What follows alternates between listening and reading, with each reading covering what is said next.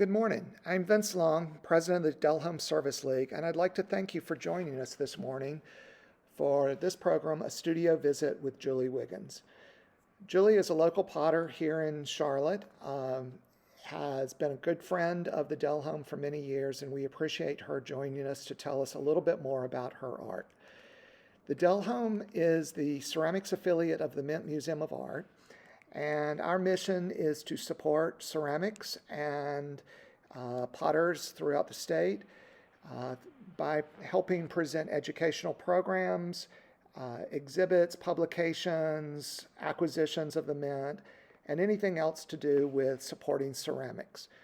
One of our big events is Potter's Market at the Mint. We'll talk about that a bit more in a moment. But thank you for joining us this morning, and we look forward to hearing from Julie.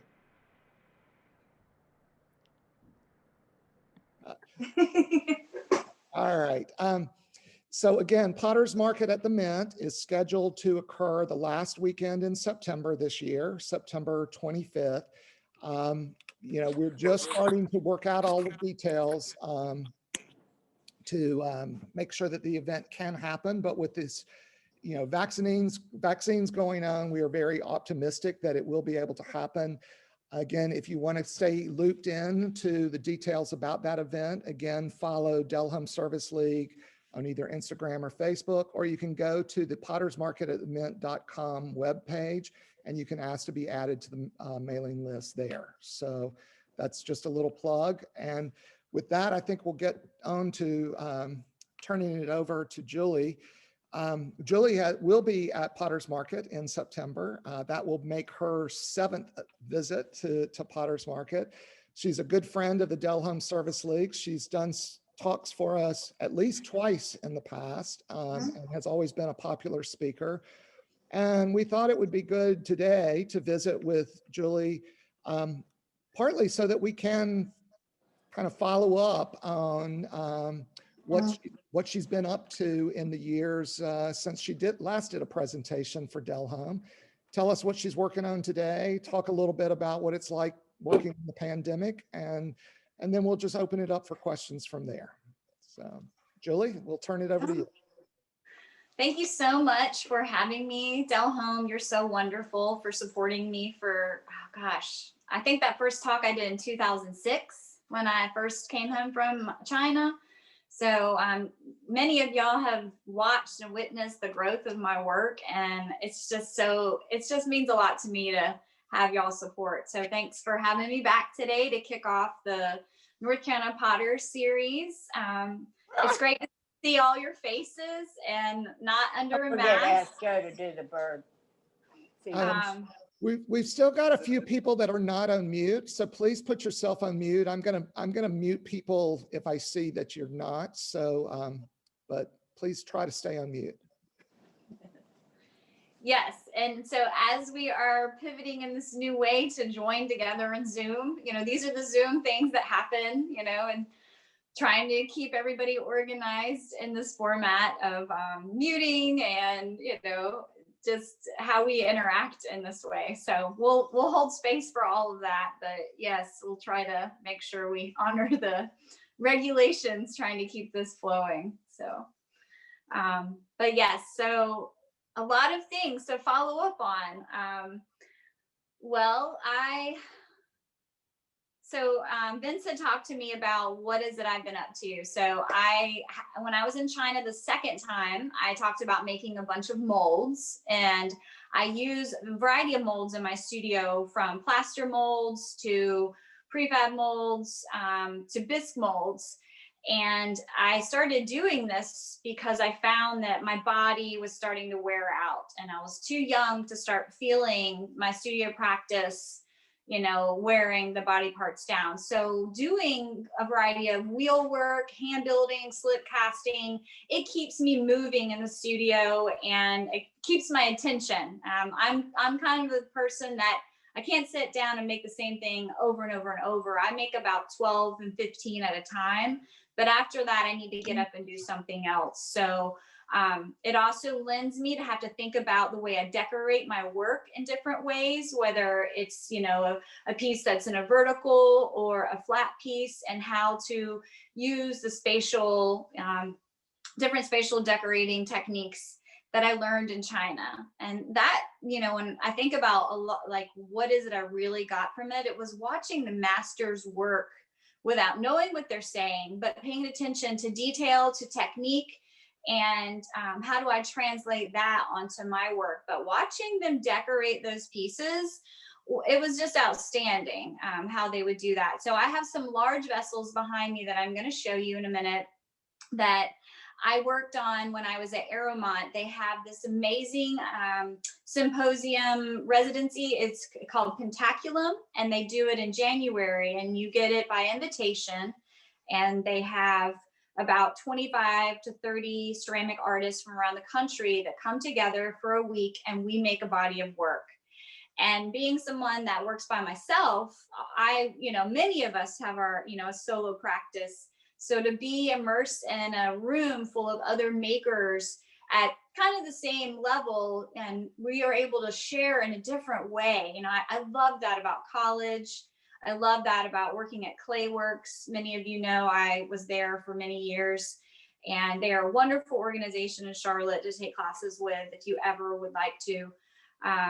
But to be able to go and do this was a fantastic experience. So, you know, we have many great craft schools in the area that continue to allow many of us to further our education. So very grateful for that. So my home studio is downstairs from my house. It's a walkout basement. So I have a lot of really great light. And the thing that I really wanted to focus on in this new space I've been in for about 7 years was to identify the steps of the process. So I work in production, and what I found also in China, you know, it's the one touch kind of policy and not having to go back and find something. So I have stations set up throughout the studio, from where my slip casting is, to my decorating, to my wheel throwing, to my hand building. I have a glaze room and an inventory room and a kiln room. And having that broken up has allowed me to be a lot more efficient in my space and to create a flow. I mean, many of us know when we're trying to look for something, and if I can't find that right tool, you know, I don't want to spend my time doing that. I want to spend my time evolving and pushing the work. So with that being said, I'm going to take my iPad and kind of move you around. I've done this a few times, so bear with me, but I'll talk a little bit about what's going on in here. So just a second. Flip.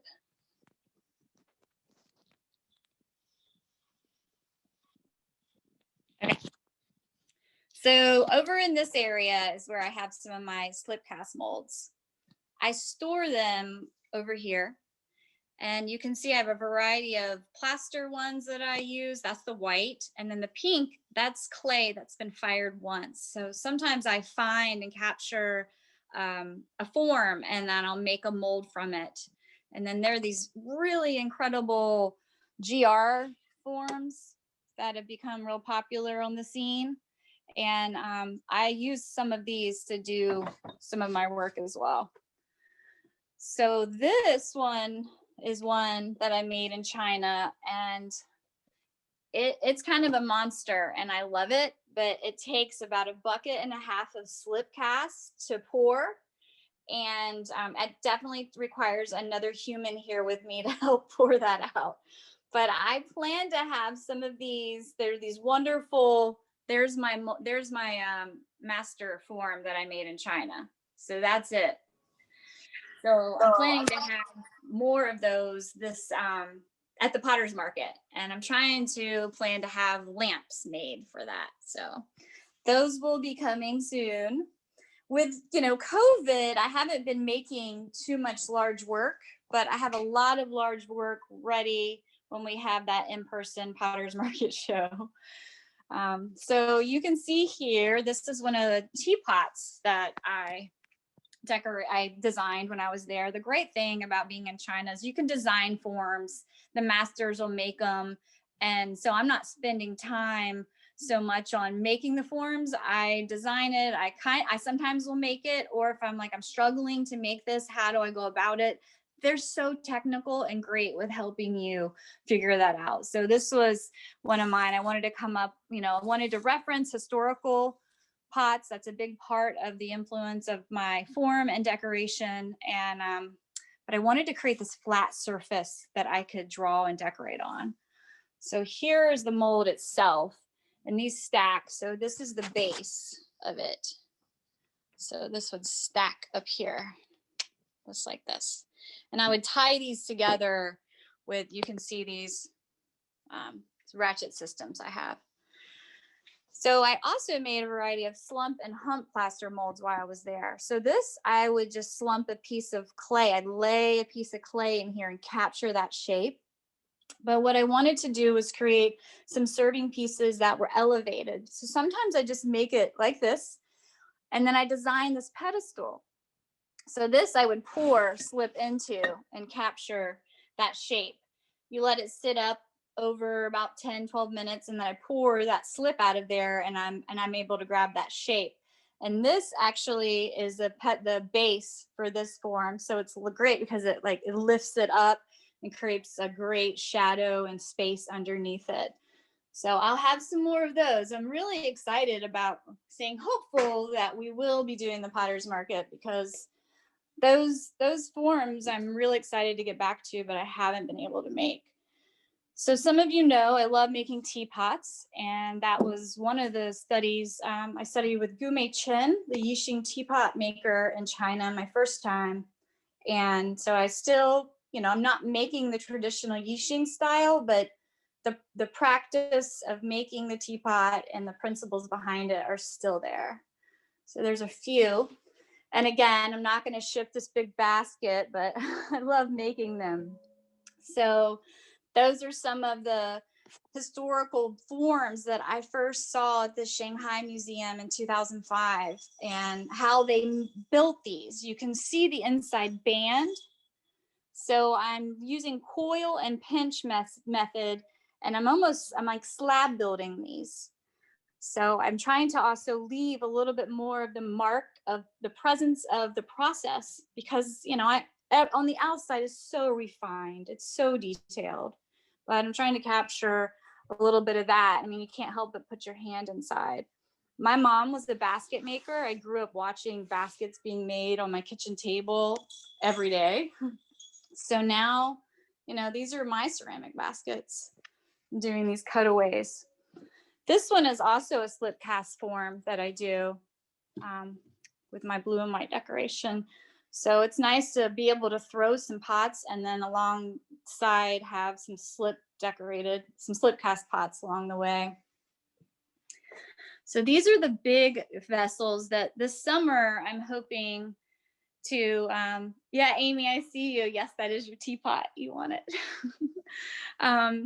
These I'm going to fire in a salt wood kiln this summer. I'm hoping when, I can do a COVID social distance situation with Susie Lindsay. She's one of my mentors. I met her when I was 19 at Penland, and I really want to fire these in that style kiln. I have a rich tradition of study in wood and salt fired pots. So I'm thinking these historical pots, that's the kind of finish these require. And I want to get back to that in some way. I'd love to keep having that opportunity to fire in the way that, I was trained. So you can see the details. Many of you know I'm an avid gardener. So these are my irises that I grow, and I go outside and I draw and decorate. And then this is a chrysanthemum, and the details. So the carvings come from Song Dynasty China. And then I'm referencing the blue and white. The blue line is a style called Qinghua in China, and that's when they do the brushwork on top. Where I'm doing a Mishima, it's an inlay. So I'm actually carving into the clay, and then I go back and I brush this line in, let it dry, and wipe it away. And I'm going to demo that technique at the end of this. But yeah, and this is the way you break up the space. I talked about that, so, China taught me a lot about, how to do that. And this is all laid on a grid, those flowers. So none of it's like, oh, let me just, I'm going to throw that on there, working out mathematical equations to do it. I had no idea, when I failed college algebra 3 times that, geometry was really the way for me to go. So here's some more, my wheel thrown pots. I've been making this bowl for 20 years. So I love that, some forms continue to stay with you. Yeah, they are, right, Janet? So I know the mint you guys collected one of my platters, but, maybe this will be the follow-up one of those. I'm going to covet them. Like, who's going to get them? But maybe they can end up in the museum one day. Thank you, Janet. So I was talking about molds. Here's some more of my plaster molds. So I put one on here earlier today. So I've got the clay. You can kind of see where that is. This is what it looks like when it's bisque fired. So you can see that carving. It's so nice. I love at the end of the night. I break up my day. I wheel throw in the morning and hand build, and at night I decorate when I'm a little bit more tired. So you can see the finished work of that. I have an Etsy sale, a Lovey Day sale coming up February 6th. I'll be launching that. You'll hear all about it. So last night I finished decorating these little lovebird plates. They're little dessert plates. Those will be blue and white. And I think right now we all need like a ray of light. So I did a little limited edition series of these rainbow plates, and these will have color. They'll have the aqua, yellow, and pink. But I just think right now, anything to bring us a little bit more joy in our day when we're separated from those we love so much. So I build these, many of you have seen these flower block pots that I make. So I pooch this form in here, and I make a template, and I build this a flower top with little holes. So I also traveled to Holland years ago and went to the Delft Museum. And so those, those flower blocks that they use, those are always, been an influence for me. So these are in process. You can see porcelain has to be babied. So I keep the bases wet so I can keep working on some of the other parts. So you can see the tables are pretty full right now, which is great. A couple tools I love to use. This one really helps me get out a lot of aggression. It's what I use to help pound out my slabs. So for years, I just stuck with the traditional way of pounding out my slabs and using like 2 sticks to help keep the thickness the same, but that started to ruin my wrist. So then I invested in my Shimpo slab roller, and that has helped me a lot to roll out slabs and work more efficiently. So, and these are some of the paddles. I wanted to point these out that Yixing teapot makers use, but I use these to paddle those flower blocks over there. And I'll use these to paddle, the clay on here. And this is my lineup of my tools that I use most frequently. And I was telling Vince yesterday, I've had this one for 10 years-ish. It's what I do my inlay work with. That's what I do the drawing. And I would probably hunt someone down if they tried to take this from me. The blade is thick. It's not thin anymore. And you can see it kind of has a curve to it. So that's how I get really great, like a thicker line, because it's hard to do the Mishima with a really crisp blade. So when I teach workshops, I usually take the blades out and I file them down on the concrete outside to kind of kick that sharp point off. Diamond Core makes these great blades, and that's what I'm doing that beautiful carving with. And then I use a wax pencil to draw out my design first, and that just burns off and wipes away. I've had this one probably for about 15, 16 years. Dolan Tools makes these really great knives. So I find potters, we store things. We don't like letting go. And if you have a good tool, you're not gonna let anyone have it. So this is the other half of my studio. You can see I have my 100 Chinese historical ceramic art pots. So that's always right in my face, continue to remind me of things that blew my heart wide open when I would sell them in the museums. I have a series of planters I'm working on that'll be ready for my Levy Day sale. It's that time of year, so we need plants. I use a Pacifica wheel I've had for 20 years, and I am so happy to say that I was the recipient of a regional artist grant through the Arts and Science Council, and my brand new wheel is coming today. So after 20 years, I made 20,000 pots on this wheel, and I'm not going to let go of it. She's going to stay with me for a while, but I thought it was due. And it's funny how we just keep using things, and we're like, oh, maybe we should get a new one. So I have a Shimpo Whisper coming. I was hoping it'd be here to showcase it today, but it will be here right after our talk. I've built all my tables in my studio. So this is like my wedging table. It's great in the morning. I posted a good picture on my Instagram account, but I have great light that comes in through here. This is another piece of equipment that I wrote a grant for with the Arts and Science Council. They've been so good to me. I've received about 6 grants over the years, and the Pug Mill was something my mentor said I had to have. So I reclaim all of my clay. Porcelain's very expensive, so I don't waste any of it. And I start to slake it down in these buckets, and then I'll pour them into plaster pieces to start setting the clay up. And then I bag it up, and then I'll start pugging. So I have a couple dinnerwares orders I need to work on, and I pug all of my clay for that because it's softer. And any of my platters over 5 pounds, I use pugged clay. So I'm getting ready to make a bunch of large pieces, hoping that we have the Potter's Market. So I'm just gonna make them, we'll just see.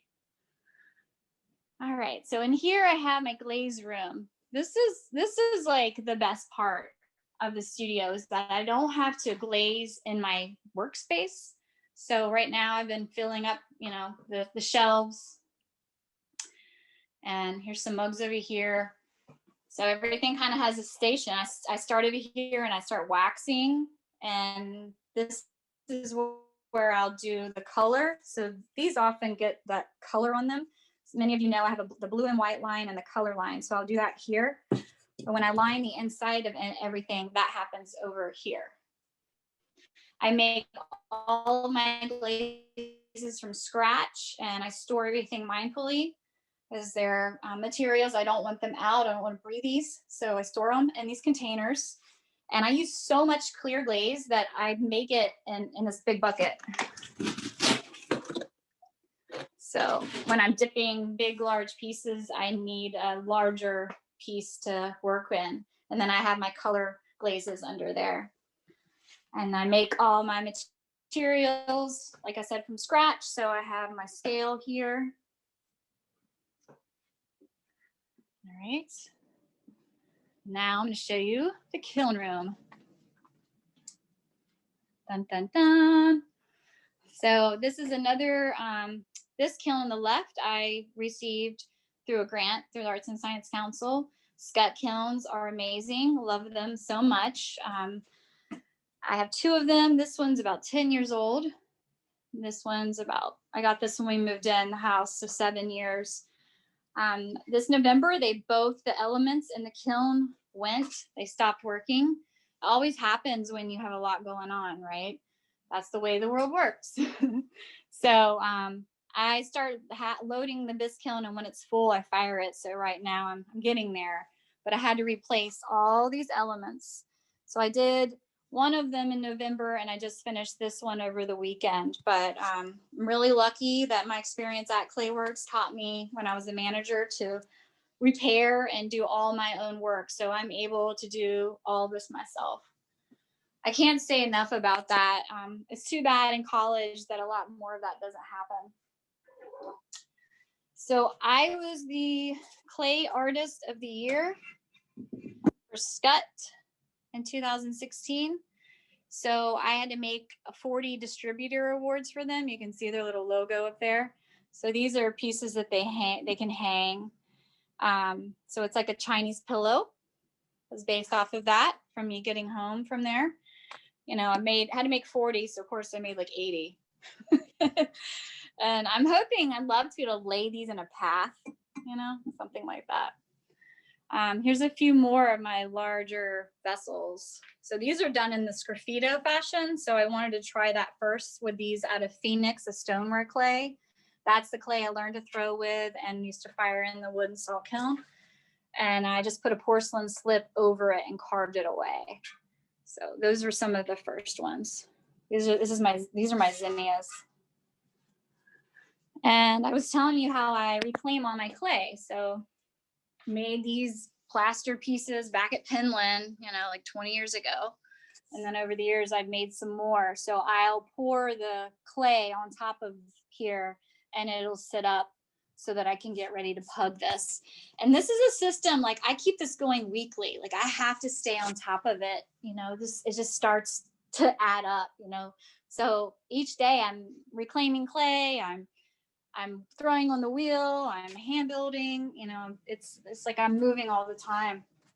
So this room, I tried to tidy it up for you, but I have an inventory room that I can store everything, pack and ship. I have a closet over there that my light box is in. I take all my own photographs. So I break up a bunch of boxes and I use this to help me pack and ship. So I just did that yesterday. So I'm prepping for my upcoming Etsy sale. So I'm going to bring you over here so I can do this little demo for you. Maybe, wait, the fireplace isn't that great. Hold on. There we go. Okay. So while I sit here, I'm going to try to do this little demo for you. And if anybody, maybe I could answer any questions we might have. I know I just took you around. It was a whirlwind. And I usually have a holiday sale here, and few of you have come to that. But you never get to see it really working. Sometimes people make appointments and they'll come purchase work, and that's when you get to see this. But if you've ever been to my holiday sale, this is set up like a shopping space. And I still do porch pickups, so you can always visit my Etsy site, and I have a coupon code for local pickup so you get no shipping, and I still am offering that. And I'm so grateful that people are continuing to support me in that way. All right. So I make up all my materials. So this is a black slip. So materials are very expensive. So I always am trying to be mindful, you know, to break down any kind of extra that's left behind. So last night I decorated my rainbow. I never really make stuff like this, you know. I don't really put rainbows on my pots, but like I said, I feel like right now I'm doing a Ray of Light series.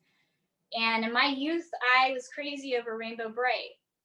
And my dad calls me that because I love color. I'm always like, every room has to be different. So this is kind of touching back to my like Rainbow Bright days.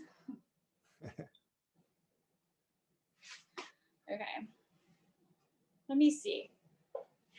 I'm going to move you guys so I can have a little bit better light. Hey, Julie, we've got a question. What's the difference between Scrafito and Mishima? That's a great question. So Mishima is actually inlaying into the clay. I'm cutting into the clay, making that line. And then I'm going in and I'm brushing in a colored slip to fill that line up. So Scrafito is literally like, it's a negative. So you're pulling away, you're carving away the clay. Whereas in the Mishima, I'm going back to fill it up by using a colored clay. Good question. So you can see I just go around and I just lightly, I'll use the watery liquid on top and I just fill this line. It's kind of like a gully. So at night, I often will do this kind of work because I'm not, I try not to throw at night because I'm tired. I try to throw and do the things that cause, exert a little bit more energy. I try to do in the earlier part of the day.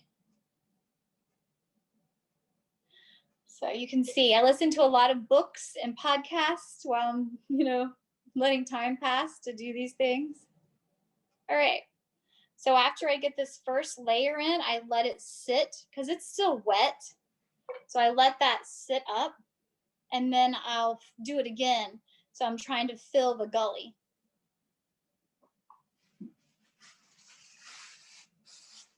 All right. Then I have my Ray of Light series. So I've already brushed in the slip and it needs to be wiped away. So I know it's ready because it's not, it's dry. It almost looks like a charcoal-y color. But I don't want it to get too dry, bone dry.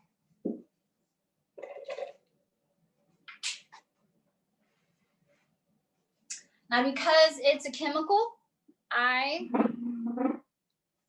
because it's a chemical that I'm wiping away, I always wear a glove when I'm doing that. Good thing I had a lot in stock before the pandemic. So I try to use a sponge that has a flat edge on it, so it's easy to kind of roll and wipe away.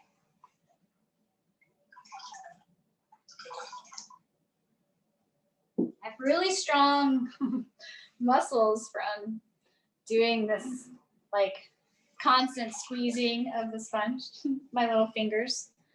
So you can see here, and I'll just start to wipe it away. And I know it's ready also because it should just wipe away. I have a lot of people, there's a few ways you can do this. Some people like to wax they'll wax the area and then draw into it so they don't have so much to wipe away. But I go back and I carve out many little sweet spots for another layer of decoration. And if I'm waxing, I'm not able to access the clay in that way. So this is why I do it my way. I have many people that like to tell me otherwise. I think that's the thing. Everyone's always, oh, there's another way to do it. But this works great for me. And sometimes I can, the cobalt seems to not want to wipe away as easily. So often I'll get, like, especially on the big guy, I have some like smudged areas that I have to go back and I wet sand them while it's bisqued if I've missed wiping that off in the green stage. So you can see it's ready. And yeah, it is black slip, Jackie. It's the black slip recipe we had at Clayworks. I think it's actually Sylvie Granatelli's recipe that I use. All right, you're welcome. So here is my diamond core tool.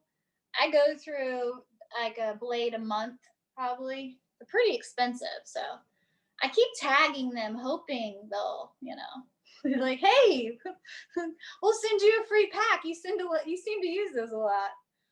We'll see. So I just will go here. Get a little closer. How's that? Good.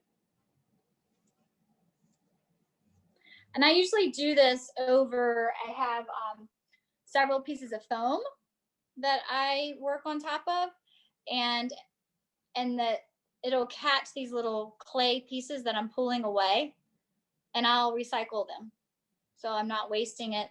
And also, I try not to have any dry clay present in the studio because it's not good for me. So at the end of every workday, I wipe down my table surface that I was on. I try to sweep up and wet mop as much as possible. And I mopped yesterday, not that you're gonna see my floors, but I know they're dirty. So I try every 2 weeks to make sure I do a full mop situation of the studio.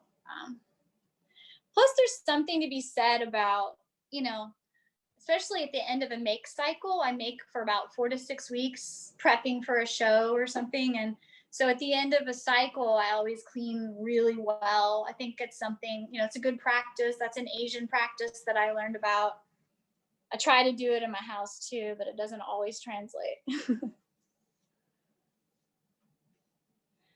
There's also a gratification that's happening right now, right? It's like, oh, yeah, I'm gonna do it again. I try to really celebrate those parts of the process that bring me joy. And I love the way that your finger rubs along the surface once it's glazed, especially on a handmade mug. I just, the invitation to keep touching. And right now, my body of work is a lot about connections and how we connect with each other. You can see that. And that's so sweet. So my transparent glazes love any kind of opportunity to fall into that little crevice. So that's going to just roll right over that surface. Now, if I was I've made dinnerware for restaurants, I wouldn't do something like this for, I would try to have the carvings off to the side, but this is a dessert plate, so we're okay. I was talking about connections. Right now we're not able to connect in the way we're accustomed to. So, I think a lot about my work and how it's connecting with people right now. And I've really enjoyed getting messages from people lately that I can't see you, but I can use your work and I feel like I'm with you. And that just makes my heart swell, I think that's what handmade does, right? It makes us slow down, makes us appreciate, maybe think about a moment with that person or a song that you were listening to. And so right now that connection means more to me than it did before. I hope it does for each of you.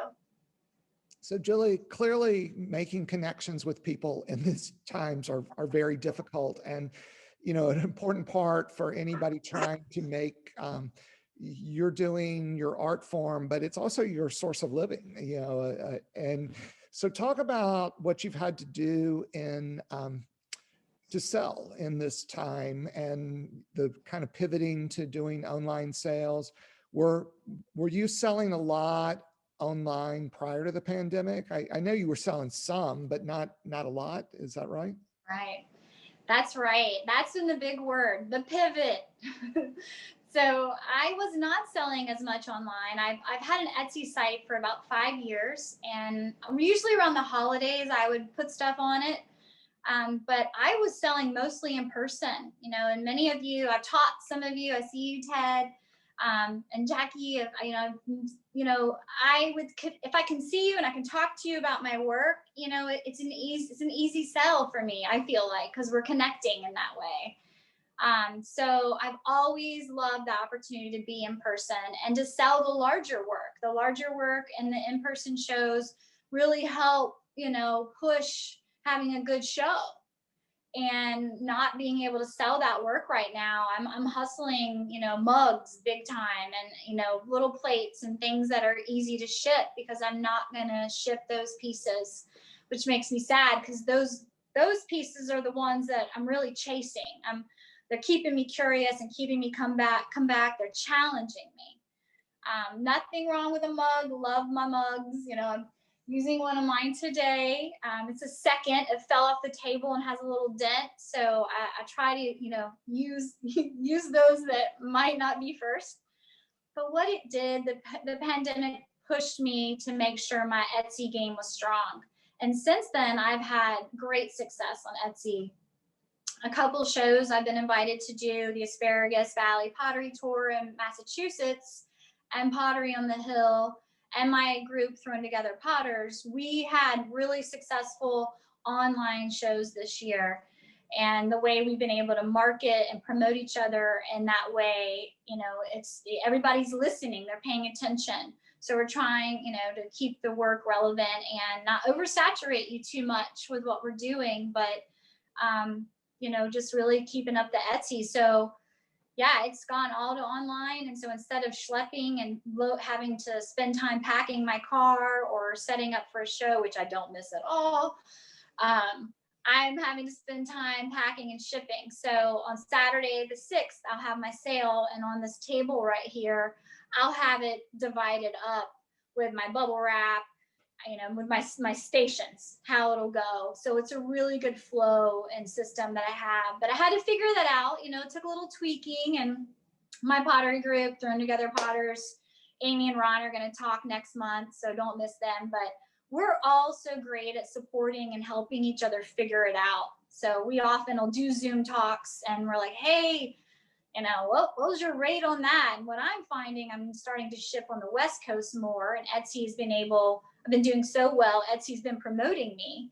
And so I'm capturing a whole new audience that I wasn't in the in-person shows, because many of those are repeat customers, which are great. But I realize, you can only have so many Julie Wiggins pottery pieces. So, it's been good to have that, but to ship on the West Coast is creating another shipping price point. So I've talked with a lot of potters who said they really love the fact that they have been able to pivot and sell online, but many of them say at the same time, it's so much more work to accomplish a sale. Can you sort of talk through those challenges of why it's so much extra work? Sure. Yeah, it is a lot of work. And at first I was a little snarly about it. I'm like, I'm already working hard enough. But, then it made me, I was like, Julie, this is what's always been on my business plan. I write one every year. Last year I just threw it in the trash. I was like, yeah, none of that's going to happen because of COVID. But every year it's to make sure I have a consistent, constant Etsy presence. So any time of the year, someone can buy from me, and instead of that stagnant stop start. And I think that's what makes it hard. You feel like you're going to it's like reinvent the wheel again. So one thing I did was instead of always doing different imagery, I've selected like 10 images, and I'm remaking that image on that mug. So I'll make like 4 of this style with this decoration, and I've gotten really good at like nailing it, being able to recreate it. And the inside might have a different color, but the outside is the same. So I'm not having to go and re-photograph each piece. Oh, that's great. I literally just had an Etsy sale. It just went cha-ching. It's great.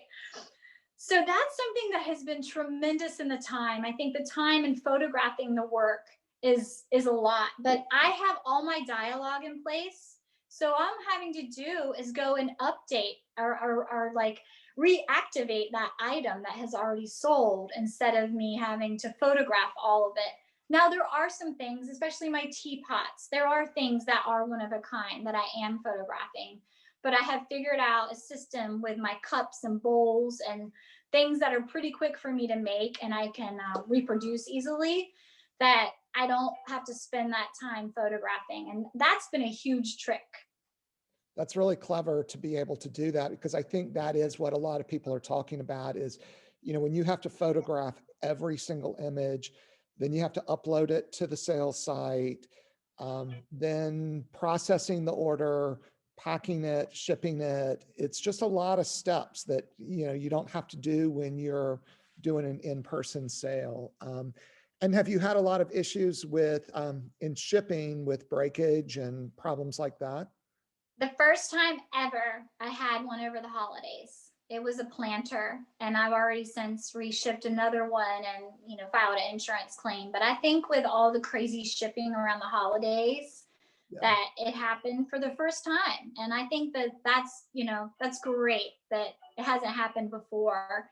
But I think that's where the time comes in too, is, the first time I did this in last April, I had 75 purchases, and I was like, I'm one person, how am I going to get 75 orders out? That was really stressful. And I didn't have my flow in place as well as I do now. So I just designate that time. I know as the orders are coming in, I'm down here and I have my pots on the table, and I just start putting name cards in them as they get sold, and I move them over to the other table. And then at the end of that day, I'll wrap the pieces. So if somebody has several mugs, I nest them all together, and then I wrap like a cardboard around them, and then I put that into the box. So I get the stages in place, and by the next day I have everything packed and ready to go. I have a lovely friendship with my postal guy, and he knows, and he comes and checks it, and he picks it up the next day for me. So that was the other thing. I don't ever go to the post office now. You know, I avoid all of that, and I'm able to do everything from home. Do you think once we come out of this crazy times that we're in and we can go out in the world again, do you see online sales continuing to be a big part, or do you think it'll all go back to in person, or do you think it in person is done and everybody's just going to buy online from now on? I think there's going to be a balance for both. I think that what this has done is allowed access to everybody to get my pots, or anyone's that wasn't before. And people are feeling more confident in buying in that way. But there's nothing that's going to beat a handmade, in-person handmade purchase. Because, you know, when you can put your hand on that handle or slip it through here, and you start to create a connection with that pot, that will always outsell everything else. That's great. So if anybody's got questions, we've got a lot of people here today. So it might be most efficient if you type your question into the chat, or you can unmute and try to get in. We just have the risk of people talking over one another. But if you've got a question, this is a great time to throw it out. I have a question. Yes. Are you making your own slip? Great question. I am not, Herb. I tried, and I was for a little bit, but right now I've been ordering Elaine Coleman's casting slip. Okay, and is the slip the same clay that you use to throw with? It is not. No, it's her recipe, and I use Helios clay from High Water. So it is a different clay body, and it has English clay in it, and so it definitely has a different feel. It's very similar to the clay I used in China. So when I'm decorating and drawing on it, it doesn't have the same glide. It almost kind of creates burrs along the way. So I try to keep those forms simple to draw on. So while we're waiting for some additional questions, I'll just put in a plug that in 2 weeks on February 15th, we have another program coming up with Leah Lightson, who is, I think, she was on the call earlier. Let me see if she's still, yeah, she's still with us. And so this was a program that we had originally scheduled for last spring, and we had to cancel, you know, when the pandemic first hit. So we're glad that we've got her rescheduled. And I think we're probably going to see there are a number of parallels between her work and Julie's, but it'll be great to see a different take on that. And Leah, we're really looking forward to that program. Again, February 15th at 10 a.m. So please plan to join us. Anything that you'd like to comment on? Thank you, Vince, for that. But I just want to say I'm looking forward to it already. And I hope that I get to see many of you on the 15th. And Julie, I've really enjoyed this. So thank you very much. It's been great. Thank you. I look forward to yours as well. Thank you.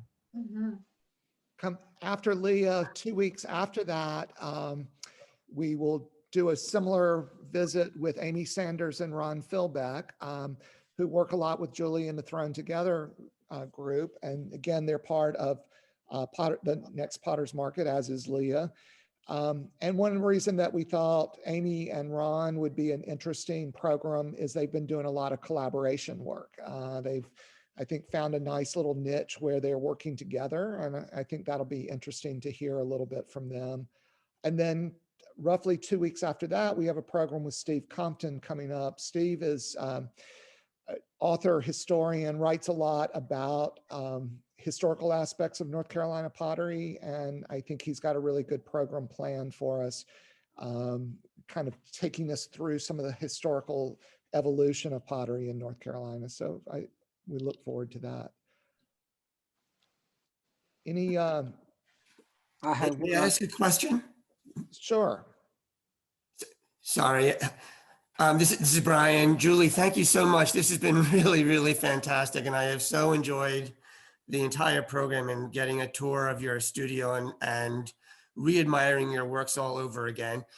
Earlier in the discussion, you talked about pug clay, and I thought I remembered you're saying something about using it in particular for a particular type of object. Was it a large platter or something?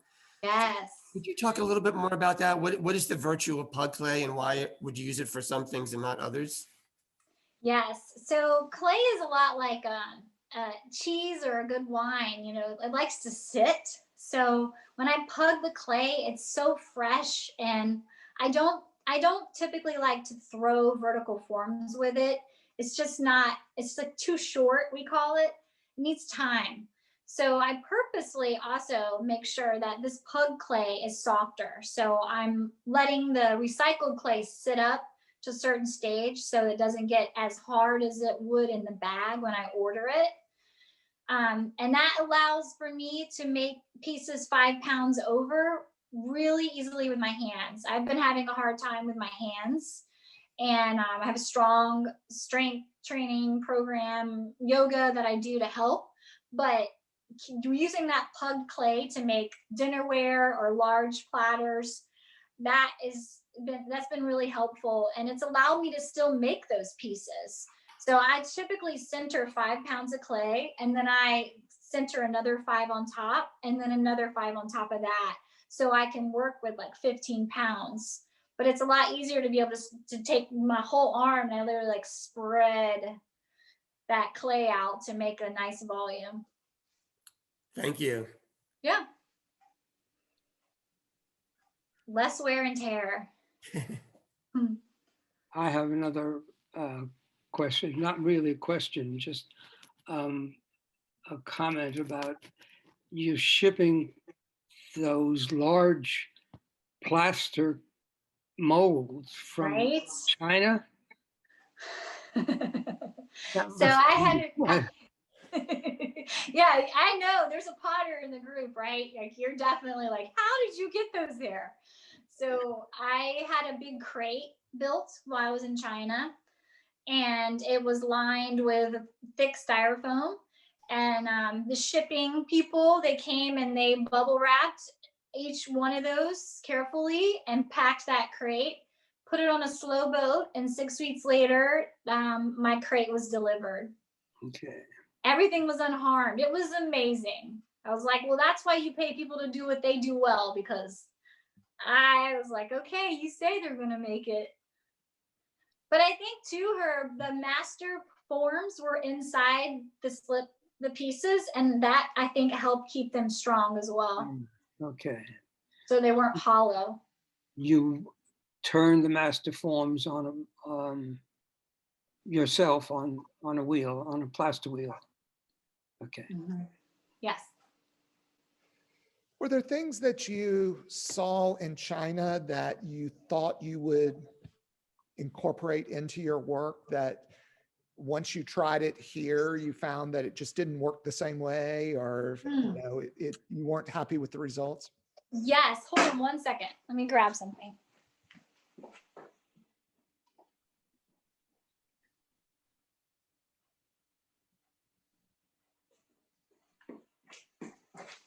So, not necessarily like, I think there's a lot of that still tinkering around in my head. How am I going to make that work? And I think the idea of stacking some of the Slipcast pieces was something I was really impressed by, and I wanted to do. So I continue to problem solve around those ideas. Using decals is something that I haven't done yet since I've been back, and I thought I was going to come back and just deep dive into using underglazed decals, and I haven't. But I have been designing my own. So my new iPad, I have a pencil. So I've been creating blank pages, and I'm getting ready to have a series of my own underglazed decals made. in hopes that it'll help take a little bit of break off my hand of decorating with the Mishima, because it's definitely becoming troublesome.